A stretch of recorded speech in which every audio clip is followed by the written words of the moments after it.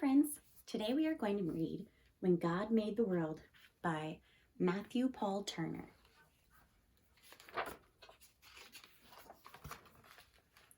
In the very beginning, before anything was, before God started doing what it is God does, when all that existed was wide open space, God imagined a universe and began to create.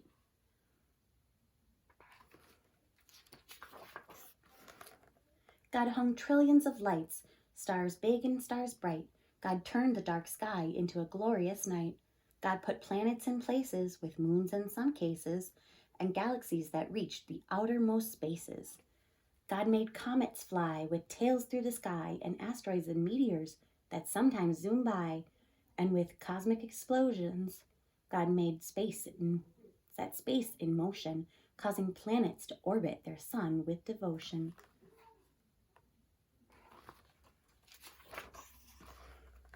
And somewhere amid all the swirling light, inside a cluster of milky white, among stars and planets and cosmic dust, God made a place for the story of us.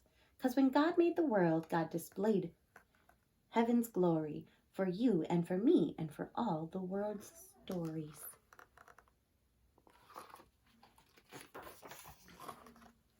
Our planet, God made a blue and green sphere and designed it to orbit the sun once a year. God made daytime and nighttime, climates and seasons, and all kinds of weather that varies by region. God made continents and oceans and islands and seas, a north and a south pole that God put in a deep freeze.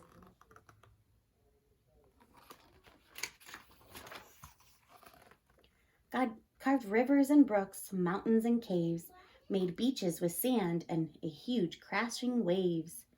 God made tropics and plateaus, glaciers and meadows, marshes and tundras, and erupting volcanoes.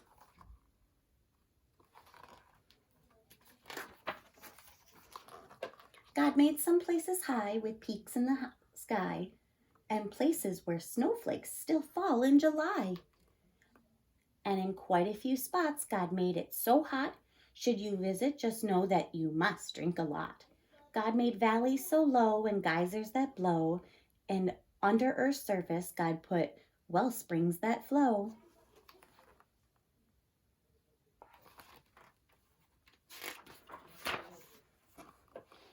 Then with gardens and forests and other things green, God made Earth come to life using soil and seed.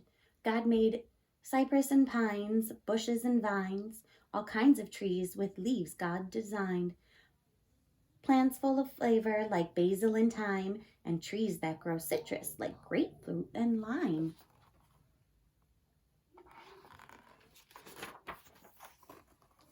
God made flowering plants and plants that enchant.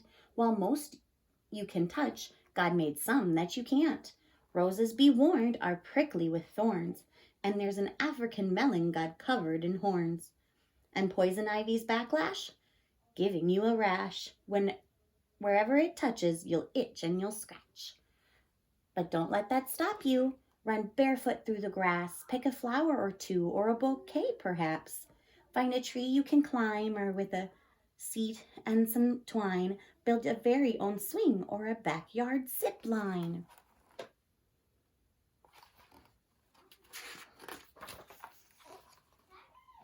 And when you eat grapes or pour syrup on crepes, or into a forest you go to escape, give thanks to God for all that God made, for the fruit and the syrup, for the trees and the shade.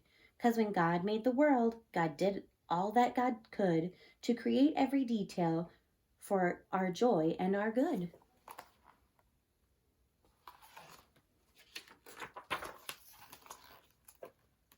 Now what happened next is a mystery at best, but God made a bird, and that bird made a nest. So God filled the sky, perhaps over time, with birds and more.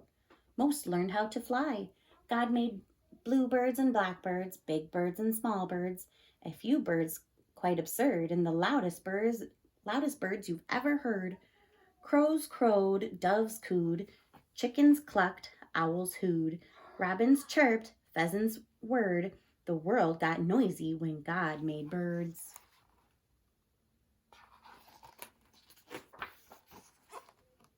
Then the oceans got filled with fish, sharks, and krill, creatures God made with fins and with gills, swordfish and trout, fish sleek and fish stout, and whales that God made to breathe through a spout.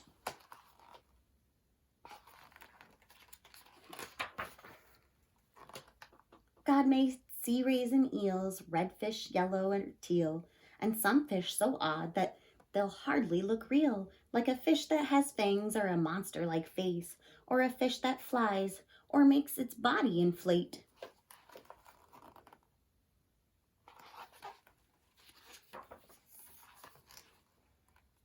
And wherever a river, ocean, or sea touches dry land, there's likely to be all sorts of creatures living their lives on land and in water.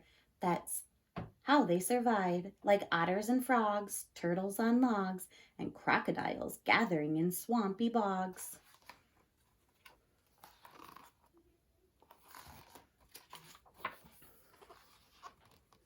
And then God made cows, horses, and goats, and God made gibbons with inflatable throats. God planned lions to roar and tigers to pounce, and kangaroos. God thought, let's make them bounce. God made bears to growl, moles to plow, and under full moons, coyotes howl. Donkeys brayed, giraffes bleated, jaguars prayed, rhinos stampeded. Bunnies hopped, beavers chopped, and in muddy pools, hippos plopped.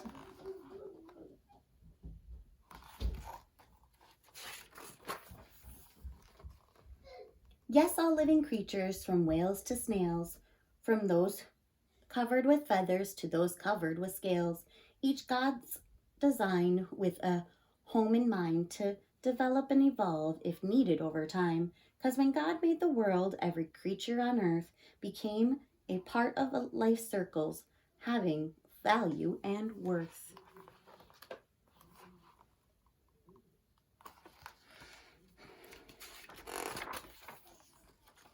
And God made people, people like you and me, people with souls, people with stories, a global family tree. God made us all flesh and bone, covered in skin, and made all our bodies have hearts beating within. God gave us bellies and legs, fingers and toes, and fashioned our faces with eyes, mouth, and nose. God made our bodies uniquely equipped for walking and talking, to eat and to skip. God wired our brains to feel love and feel pain, to process and learn, to read and retain. But despite all we share, we're also unique. God made us all human with just a few tweaks.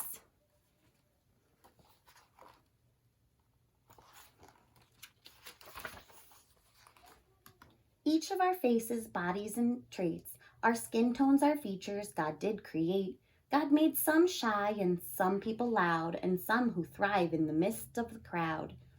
Some make music and some like math, and some are prone to blaze their own path. But always remember, 'cause this much is true, God had a purpose for making you, you.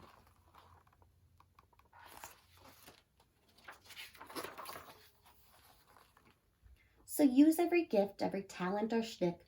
Make the world better with your God-given trick. Bring smiles to faces, show love and good graces to those people who need hope in all different places. Discover a star, a planet or moon, or help keep a forest from dying too soon. Save a whale, hug a tree, protect every bee, recycle, repurpose, reject apathy.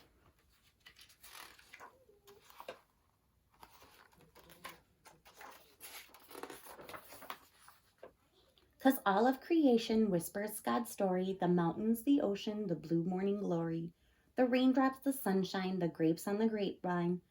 With nature, God gives us a glimpse of divine.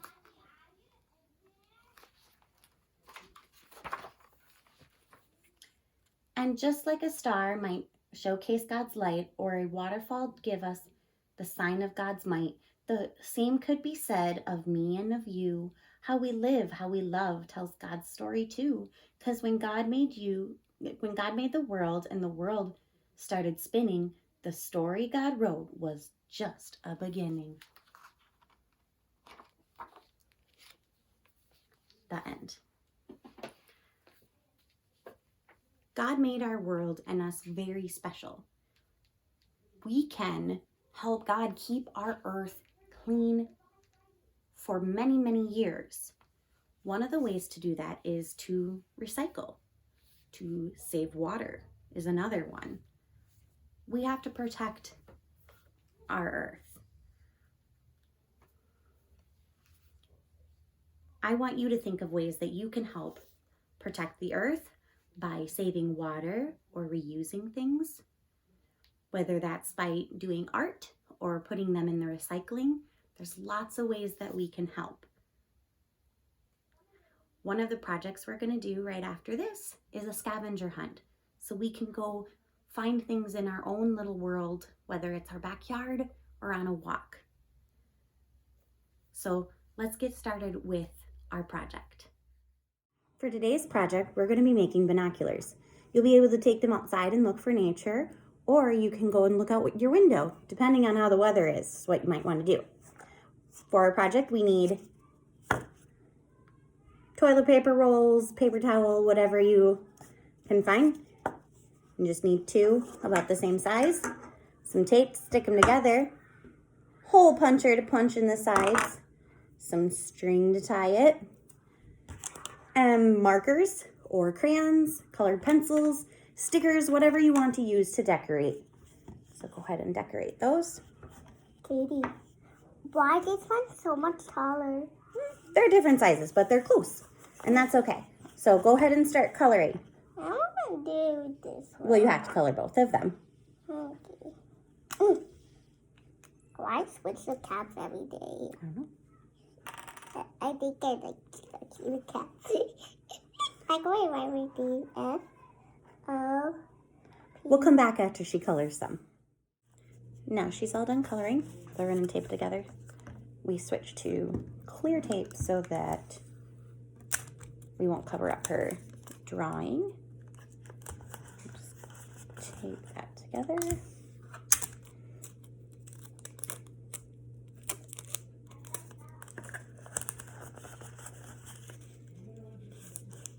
I already punched holes as well in that. So punch those holes when you're ready. Get your yarn.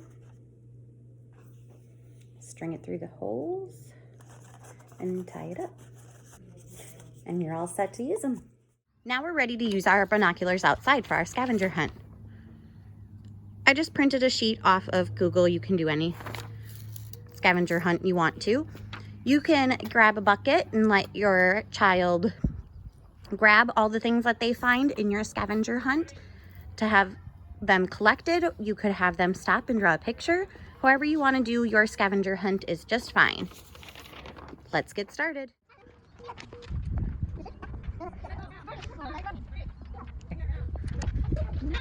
A tree. Yeah, that's a big tall tree, lots of trees. Okay, let's use spider web. This might be spider web. This might be the like some. This might be spider web. Oh, that's hard. We have to know what's on spider web. You got it. I can't even have to pack and spider webs around. Oh, feels broken. That's not what it is. Down under. Spider web. I found one. Where's it? Right there. The web net. Right here. Spider web. Next, we find a bug. Ants is the bug. Thanks. So, let me find a bug. So, what is it? There's one right flower. Wait, what do you got there? No, this one's for Garden. This one's for Garden. So, that's not going to keep up with you. Okay. Don't have to over here. Don't have to over here. Okay, that's fine. That's fine. A bird. Yeah, that's a bird. These are not These are not this one. These are these. Those are nice. We can do one color sound. Stay within the street, please. Stay away from the street. Look up. I don't know. I'm seeing it. Back bar. And then inside, we can't follow me.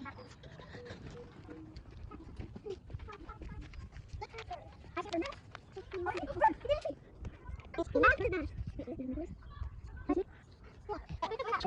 Show me the piece. okay, next factory mark. This is right next to the bar. Okay, You're supposed to show me. Right, show me this. Three more.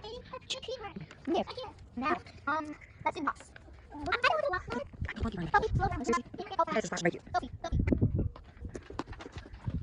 So, put it in. And list works. Let's see. Let me see a loss. Okay, let's find a brown leaf. Brown leaf? Oh, brown leaf. Right here. Those are the and then a list. Brown leaf. Thanks for joining me today. Don't forget to stay tuned for more books and more projects or artwork. I'm excited to see you next time. Bye.